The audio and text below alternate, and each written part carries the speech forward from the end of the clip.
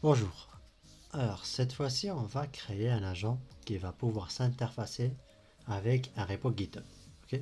Donc j'ai ma base agentique, donc j'ai mon agent orchestrateur que je vais configurer. Donc, on va l'appeler GitOps. Ok. Je vais définir mon modèle orchestrateur qui va orchestrer tout mon écosystème. Je vais mettre une petite description. Ok. Je vais définir le mode agentique, donc le React Agent, à fort raisonnement. Et je vais définir mon système prompt. Donc c'est un système prompt qui doit être bien pensé, bien formulé pour permettre à l'agent orchestrateur de, de bien saisir la question du client en quelque sorte et de bien orchestrer tout l'écosystème. Ok. Donc j'ai un petit système prompt. Donc c'est un persona prompt expert Git Angular Agent. Ok. Donc lui on peut l'enlever. On peut le laisser, c'est pas grave. Donc, je lui ai dit que j'ai envie de travailler sur mon repo GitHub. Donc, c'est sur ce repo-là qu'il faut qu'il travaille. S'il n'a pas été cloné, en fait, il doit d'abord le cloner pour travailler dessus et jamais supposer qu'il a été cloné juste comme ça. Donc, pour le restreindre. Et qu'il doit toujours travailler sur ce projet, donc sur le dossier cloné. L'idée, c'est que l'agent puisse cloner le repo, pouvoir le travailler, modifier et autres, et pouvoir push par la suite. Donc toutes les ressources qu'on doit créer, elles doivent impérativement être à l'intérieur du dossier cloné. Ok. Donc on a mis un petit profil, c'est très bien. Donc on a défini les Git. Donc on a défini les best practices pour les Git, de ne pas créer, de ne pas check out sur une branche sans qu'elle soit créée, et ainsi de suite. De ne pas push tant qu'il n'a pas commit. Donc toutes les bonnes pratiques pour l'aider à bien faire son travail, on va dire. Et quelques best practices sur l'Angular. Après, quelques exclude prohibition, ok, pour éviter qu'il fasse n'importe quoi, et quelques best practices pour les bonnes commandes.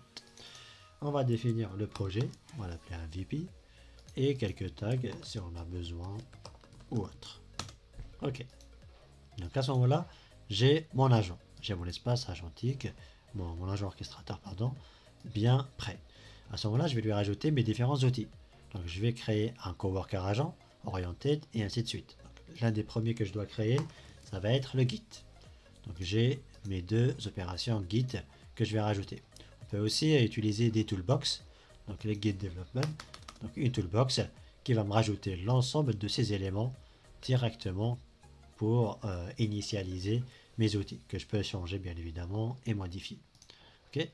Donc là, j'ai mes deux premiers outils qui vont permettre de cloner le repo et de le cloisonner sur son espace, donc sur sa VM de l'agent, okay, et de pouvoir faire les différentes opérations du push, du list et ainsi de suite.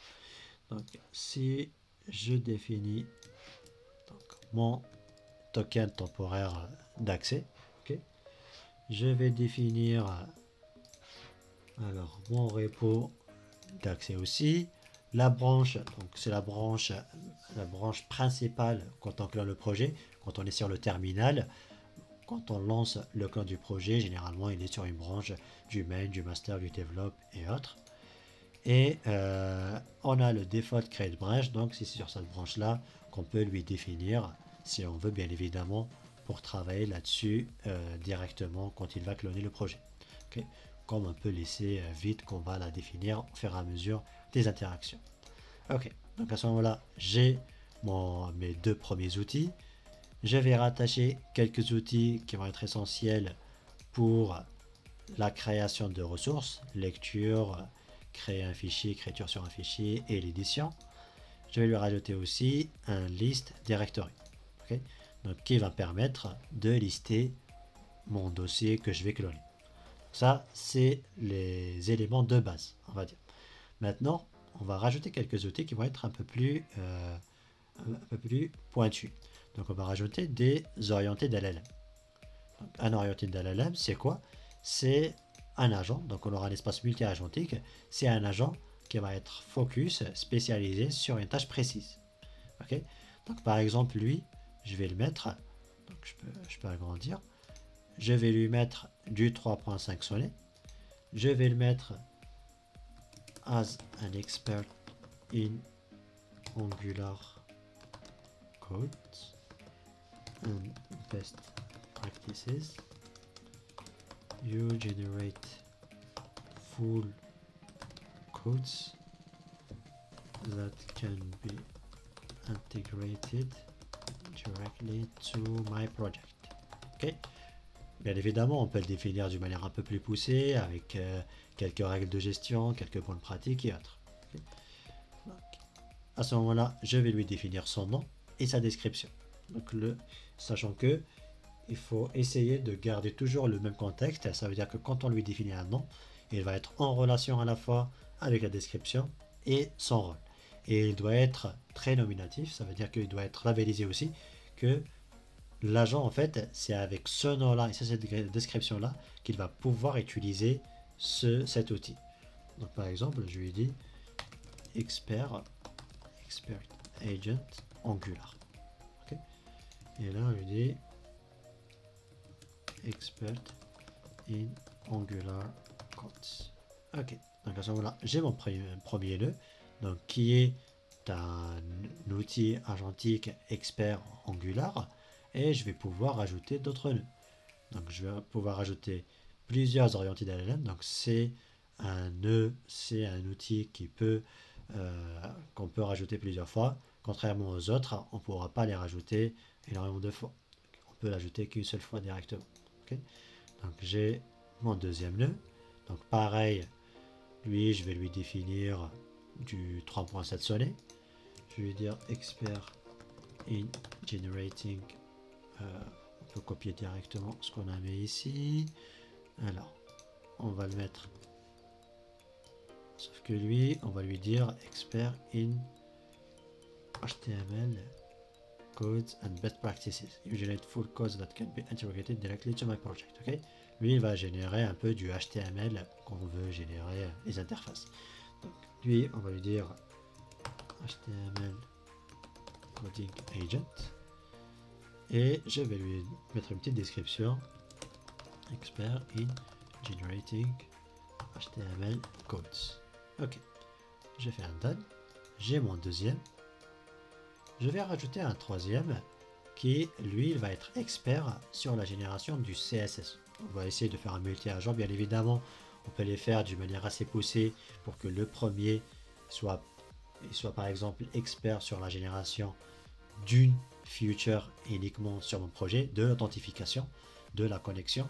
Et lui va être expert sur la génération d'un espace emailing. Lui, ça va être un expert de génération et autres. Donc, selon les questions qu'on va poser à notre agent orchestrateur, il va faire appel à tel agent X ou Y pour récupérer, pour utiliser, pour résoudre sa tâche. Ce n'est pas un workflow qui va être exécuté, donc ça va être sur les Qflow, mais ça va être l'ensemble de tout l'écosystème agentique qu'on va donner à notre agent orchestrateur, notre agent qui va gérer tout mon espace, ces outils-là, pour qu'il puisse les utiliser quand il veut. Okay. Donc lui, par exemple, on va le mettre expert en génération en CSS codes, ok, and best practices, CSS expert agent, et on va lui dire expert en génération de code CSS. Ok. Donc là, j'ai mes trois agents que je peux rajouter, bien évidemment, je peux rajouter plus. Je vais rajouter un autre agent qui va être lui. On va le mettre là. On va le mettre expert in translating Angular code to React.js. Donc on peut faire un truc parfaitement comme ça. Angular React, Angular Translator React. Ok, expert in translating codes from Angular to React.js. Ok. Donc à ce moment-là, j'ai mes 4 agents experts.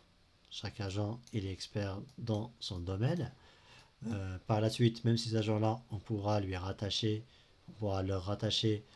différents outils. Ok. Donc ça va venir.